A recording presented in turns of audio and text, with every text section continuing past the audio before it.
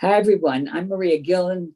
Welcome to the Distinguished Poetry Series at Passaic County Community College. And we are live streaming our writer today. And the poet today is Nicole Santalucia. And she is the author of The Book of Dirt from New York Quarterly Books, Spoiled Meat from Head Mistress Press, and Because I Did Not Die, Bordighera Press. She is a recipient of the Charlotte Mew Chapbook Prize and the Edna St. Vincent Millay Poetry Prize. Her work has appeared in publications such as the Best American Poetry, the Cincinnati Review, the Rumpus, Columbia Journal, as well as other places. She teaches poetry at Shippensburg University in Pennsylvania and has led poetry workshops at the Cumberland County Prison, Shippensburg Public Library, Boys and Girls Club, and local nursing homes. I have to say about Nicole that she manages to combine a kind of new school surreal aesthetic with, I'll call it the Maria Gillen narrative poetry aesthetic from Binghamton University. So between the two things, she comes up with this very explosive, very risky, edgy kind of work that still makes you cry. So I think that's an amazing balancing act that she does. And let's welcome Nicole and listen to her poetry. Thanks, Maria. And I want to thank all the participants who were part of the workshop before this and all of the wonderful, beautiful poems that you took the risk to write and share with all of us. And Maria, we were talking about in the workshop beforehand, the Maria narrative, and we were talking about the Maria party, having the Maria Gillen party. And with that, I was going to start, I'm going to dip into my book, Because I Did Not Die, and read some poems from that. And the first one being Ode to Maria, the one and only, right? The one and only. Ode to Maria. Huston and Wiebe shared the title of this year's golf tournament in Binghamton, New York. This is just as important as the headline about gay marriage in this town. When I read the paper this morning, I thought it was funny how Huston and Wiebe rhymes with fucking dweeb. Then I realized that this was the golf tournament sponsored by Dick's Sporting Goods, and how it was just yesterday that my wife delivered a basket of cookies for one of their raffle prizes, and that some fucking dweeb would win it. The thought of some guy eating my wife's cookies makes me a little jealous. I realized the front page of the paper was folded in half, and I almost missed the article about how the sewage board okays safety inspection. Not only is this town going to shit and fucking dweebs are winning golf tournaments, but my morning is dragging on. I'm drinking too much coffee, which reminds me of just the other day when we were standing in line at the city clerk's office and how I had to pee really bad. The bathrooms were locked, and I thought about you, Maria, how you were the one who told us in your perfect scratchy voice to go get married. You are the one who I always run into in the bathrooms on campus, because we both pee all of the time. You know, all that limoncello and those double shots of espresso. Maria, you are the one who I want to run up and say, I hope you are proud. I married a good Italian girl. So, which is all very true story, every single second of it. And a lot of prompt writing and poems that show up in this book happen in workshops with Maria. I'll read another one. Prostitutes. Maria, there's an ex-prostitute sitting at the table in your poetry workshop at the university.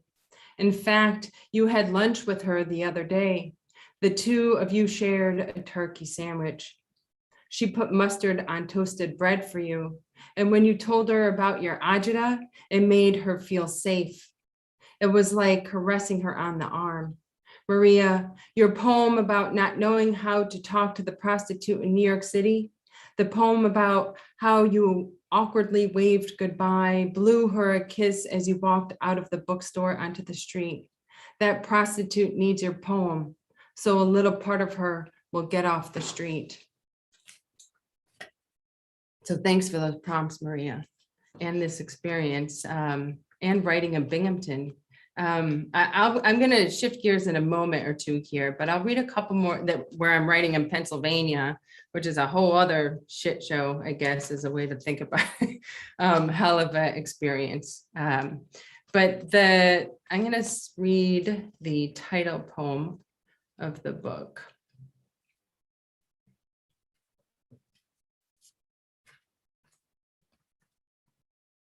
Because I did not die. Because I did not die from burning my fingers on a glass crack pipe, the scars on my fingertips throb when I wash the dishes or shovel the sidewalk for my neighbor. There are days that have gone missing and tattoos dripping off the body I left on the corner of Carroll Street. A mile and a half away from where I stand now at the university, shaking hands with the dean, my lungs tighten as if I've never taken off the straitjacket, and someone else's voice escapes my throat, says, "Thank you." And I want to tell him how I've never gotten the spiders to stop crawling out of my eyes and nose, that they have taken over my face in my sleep, how my skin feels like cracked cement in a parking lot full of uprooted trees. I want to tell the dean who is congratulating me how I've been counting time, how when I lived in New York City, heroine Helen lived on the corner of 87th Street and West End Avenue. She was sprawled out on the sidewalk, newspapers stuffed in her shirt and pants to stay warm. Every morning for years, I stepped over Helen because I couldn't save her. I want to tell the dean that part of my commute this morning was devoted to her. Okay, this next one is called The Cannoli Machine at the Brooklyn Detention Center, which is it was at the time a very real thing. I don't know if it's still there, but this is from maybe 15 years ago or so. The Cannoli Machine in the Brooklyn Detention Center is for the visitors. My dad waited in line when he went to visit my brother. He didn't know he'd have to empty his pockets, take off his pinky ring, and untie his shoes. This is the first time I saw my father afraid, but he wasn't too afraid to stand in line with all the other fathers in front of the cannoli machine.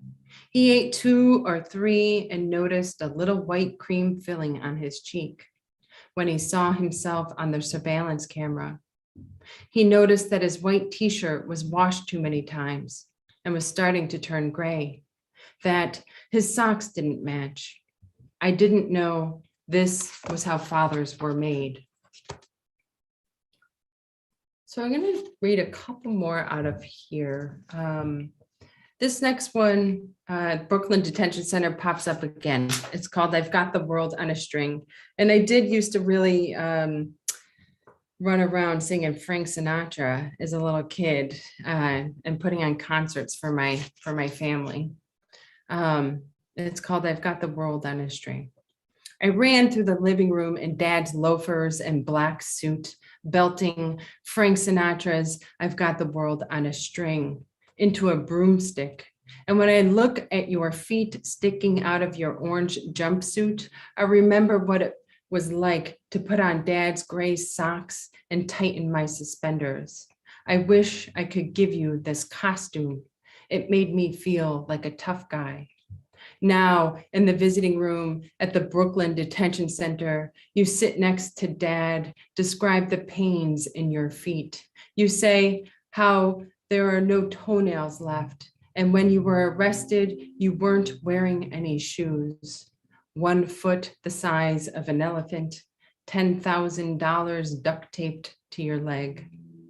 And I can only imagine how ugly the visiting room is and how there's probably a stain on the ceiling that looks like a chicken with its head cut off.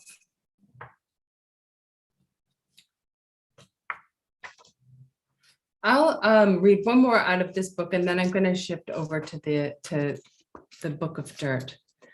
This is called Kids on the South Side. There are little boys with nicknames like Old Man Joe and Gramps hanging onto this chain-linked fence. It's like they are on the inside of the belly, trapped in their own guts, looking out. Their arms and legs scorched from lit cigarettes and car lighters. I don't know how boys survive when their hands are nailed to the walls of Johnson City, New York, where people like me are considered roadkill for these kids to play with. When they crawl through the hole in the fence, they are born again, and I can hardly breathe. I was a park attendant when I was a kid at the park, one of the parks on Ackley Ave on the way up to Binghamton University, and would see kids struggling often. And then my own struggles weave through. I lied. I'm going to read one last one. It's called one last one called Genealogy from the book from Because I Did Not Die. My wife warns me about sitting on public toilets as if there's fresh sperm waiting to jump inside me. I never tell her that on long days my legs get tired, that sometimes I carry a pile of books into the stall and don't set them on the floor, that my skin makes contact. And she tells me to go wash my ass. And I say, I'm afraid to have children too. This conversation repeats about once or twice a month. Every time I'm in a public bathroom, I think of names we'd pick for our children. Saints' names like Ita, Claudia, Madeline, Maria, Lucy, Rosalia.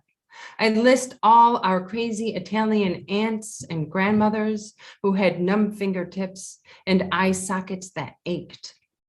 I think about the patron saint of Palermo, Rosalia, who lived in a cave, and how our cave is no longer dark.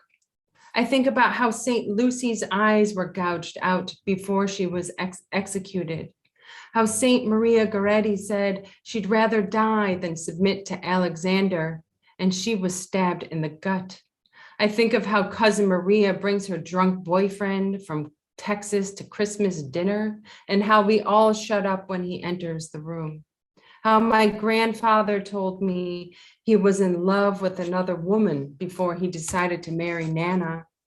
Every time I enter a public bathroom, I wonder what it would have been like to gouge my eyes out and serve them like Italian grapes to the children our grandparents would have had if they married someone else.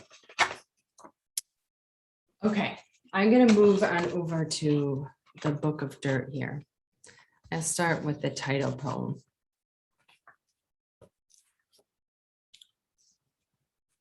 You have now begun reading the Book of Dirt. And on the title page, it reads, the opposite of prostituting is when I learned how to read. It was like sucking a lemon. I spit out pale yellow seeds, open the door to earth, look out the window. All my gay symptoms rally in the library parking lot where I swallow my name, blindfold my votes, and line them up against the wall. I go to the county jail where I teach women to write their guts on styrofoam and cinder block and floor wax. I write Commonwealth and Red State and Ode on the edge of disaster, where clouds cast a shadow in the shape of a knife. I cut the faggot label out of my shirts, slice open plastic bags stuffed with childhood and grass clippings from a blue state. This is the book where a gay girl is in another closet, where the doorknobs fall off and the queer goes for a walk on a rainbow leash. I mosey from dream to dirt to dream and see the jar of hallelujahs glowing on my nightstand. The opposite of gay is a seedless lemon spiked on a galvanized nail. There's a penny resting on my tongue, or maybe that's the remnants of a dream I can't quite remember. When I wake up, there's a giant bitter orange tree flowering at the foot of the bed. Cold, hardy fruit drops between my wife and me. We empty the jar of hallelujahs and cross-pollinate citrus with survival. We don't belong, says the fruit. We don't belong is the logic of other books. We survive on the resemblance of other oranges. Depending on ripeness, our skin peels and our blood deepens. The sweet orange is not a wild fruit. The pomelo is its maternal parent. Our root systems twist together below ground.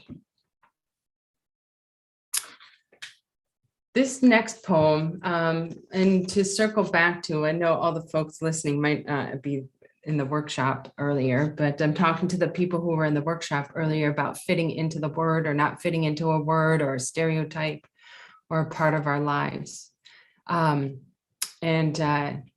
This is called From the Book of Dirt. Many of the poems in the book are called From the Book of Dirt. And it's about not fitting into the word wife. If I'm a wife and my wife is a wife, who vacuums the house and cleans the dishes? Which wife dusts and which one does laundry? Who cleans the dirt off of the dirt? Which one of us sucks dirt and which one spits out dirt? Which one of us doesn't fit into the word wife? If wife is carved into the dirt, whose left breast falls off and whose right eye is dug out? If the wind is prayer, if dirt is 50% lesbian and 50% void, if it never rains, how do mosquitoes suck the gay out? If we live below ground in our dirt house, do we get squatters' rights? Can we sue the land if the land is our witness? If we inhale the earth, if our bodies are silent, tell us what we own. If the law of the dirt is dirt, if wives travel west of the dirt, what customary law influences property rights? If individual grains of sediment never move, if the force of gravity pulls us deeper into the dirt, if there's no gust of wind or water or ice, our marriage will never sculpt itself into a mountain. If the valley of dead women in the dirt has been our destination this whole time, all we had to do was walk barefoot in our backyard.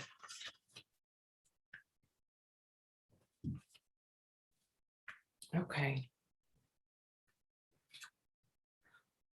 So moving my first book, Because It Did Not Die, really goes back and forth from Binghamton to living in New York City and then Binghamton and back.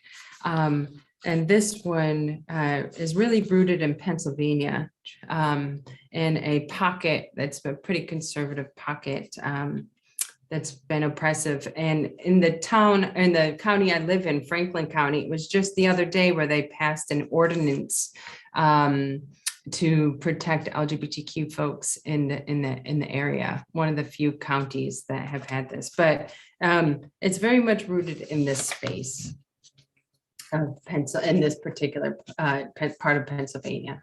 This is called Notes from the Commonwealth.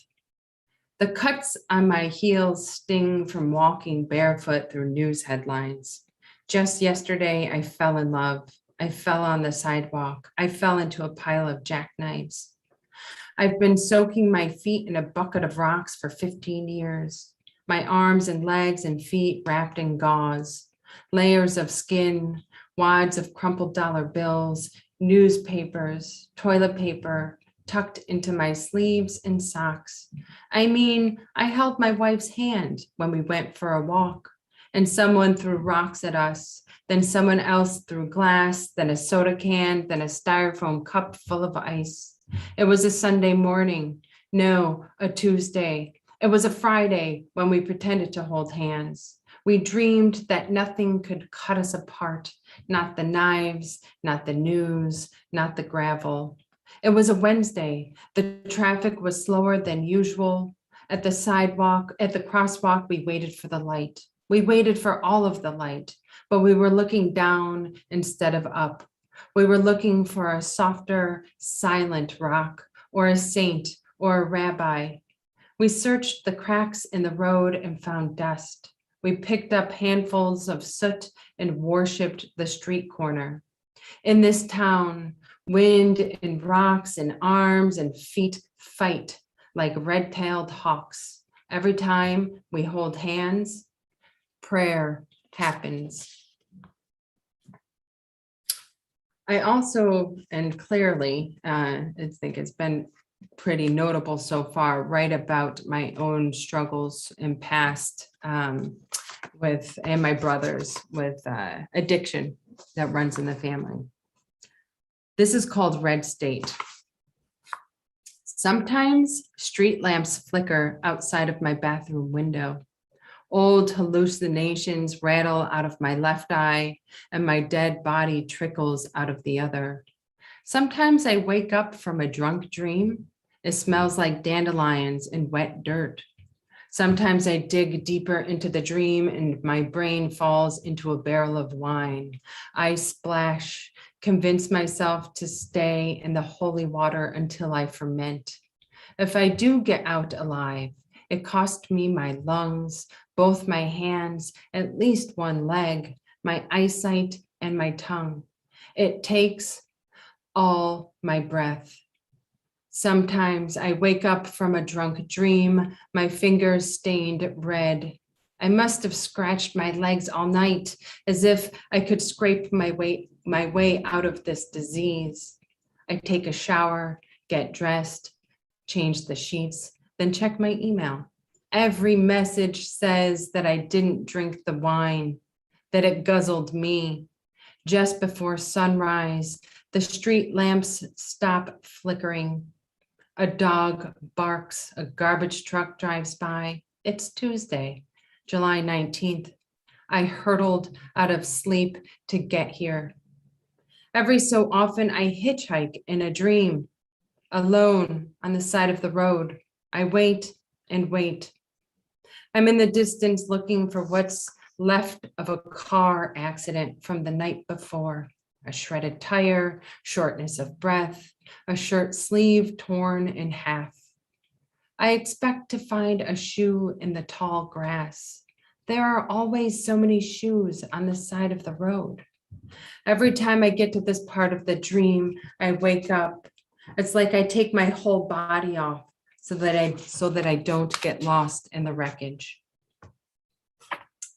A little drink here for a second.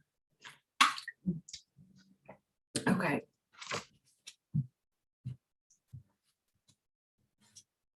From the Book of Dirt. Tractors plow through pastures every day.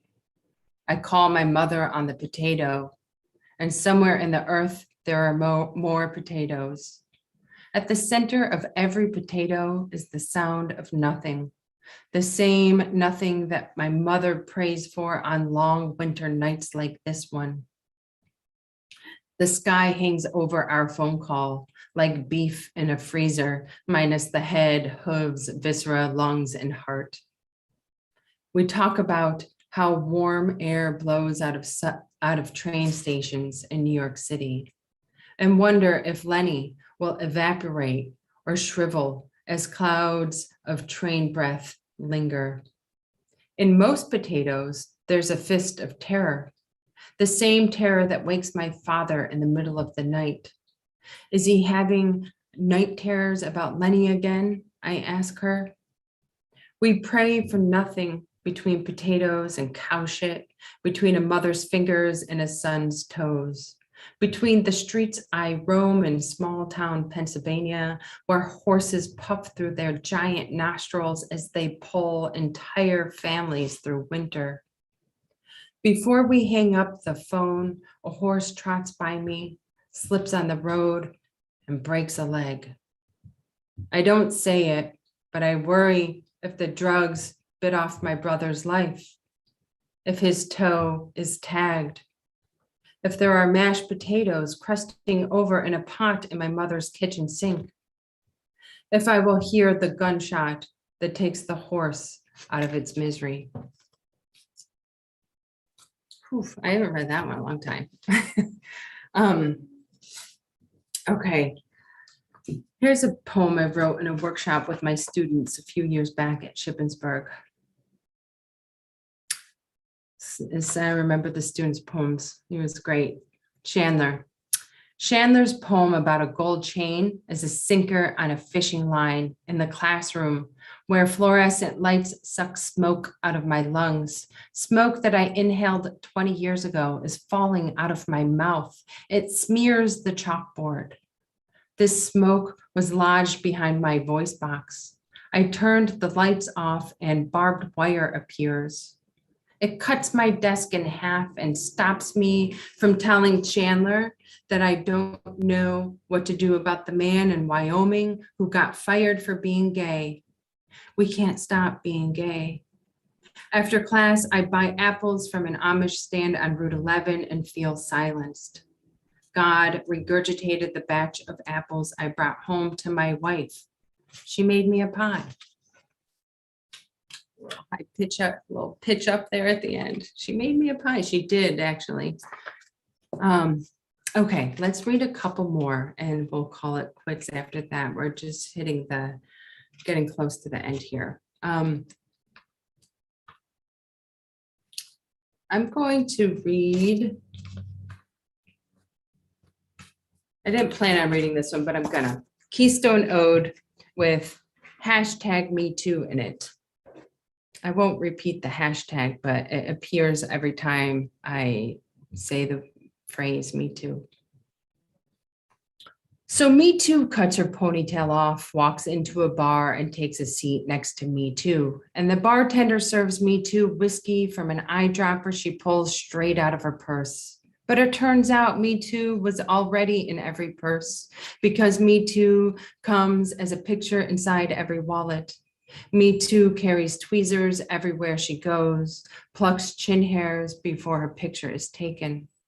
Me Too slides into a bra strap, tucks into a sock, falls out of a pocket, folds into a shirt sleeve, gets lost in a discount rack.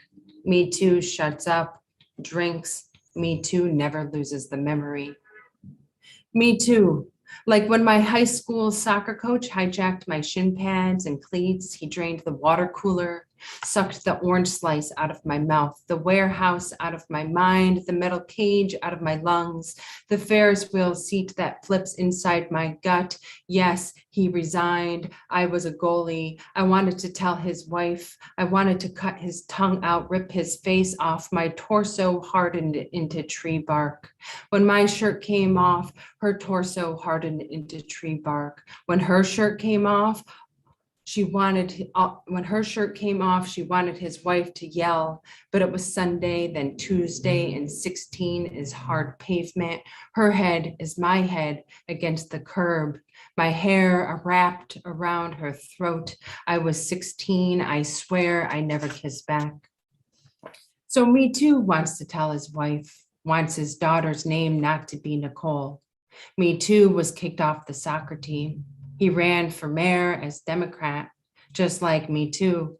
So you lost the sour taste of being a teenager, Me Too? Me Too. Now she stands in front of a classroom 20 years later with hair down to her knees. And when a student says Me Too, she imagines her soccer cleats dangling from his rear view mirror as he gags on a wad of her hair.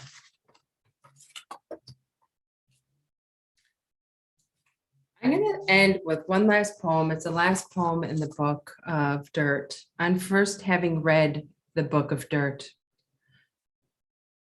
On first having read the book of Dirt and loaded the batteries into the flashlight, I take off my shoes, put on my skin. My feet listen to the earth, gather digging tools in hollow land, check the ground for homophobia and women. 25 rounds of ammunition, dry dirt, a forest floor, a myth where queers get to the other side. The dirt without grass has no name. I've walked there picking bones. First the walnut tree and then hot bullets. It is black, then brown, then earth. My face, our dream, you, splitting in half again and again and again. I can't find my shovel, so I dig for it. We wake up touching in the dirt, in the book, our hands reaching from under as if we could actually be together. The thing I came for is on the other side of the dirt, but there's no water or thirst or surface or air or sun. This is the place where there's more wreckage, more bodies. If there was a ladder, I'd climb out of the dirt. I'd gather courage to reappear and probably find myself in the middle of Pennsylvania, carrying an atlas of the difficult world and a flashlight with dead batteries. And that's where I'm going to stop. And I just want to say thank you again. So thank you all for listening, for those of you who are out there in live stream land. And thank you, Maria. And thanks everyone for writing poems with me today who participated in the workshop earlier. You're muted, Maria. I don't know if you were trying to talk, but thank you. Trying to talk and I couldn't find the unmute button. That's okay. Thank you so much, Nicole. You're wonderful. Your workshop was really interesting and the reading was beautiful. And it's such a pleasure to see you again. You too. I love you. Love you. And let's give her a round of applause for a wonderful reading. I know we're all muted, so it's a little hard, but Yeah, I know. Well, thanks everyone. Thanks again, Maria. I miss you. Thank you, honey. Okay. Take care, everyone. Bye, everyone. Bye-bye. Bye. Bye.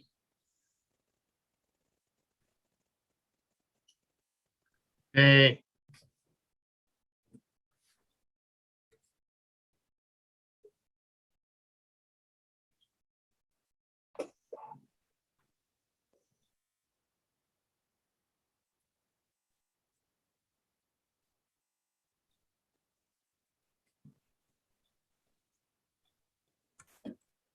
Okay, it's just 4 of us now. Okay. Are we Nicole, done? thank you Is so the much. live, was that okay? Was it It okay? was beautiful. Are you sure? Are we done? Is it live streaming?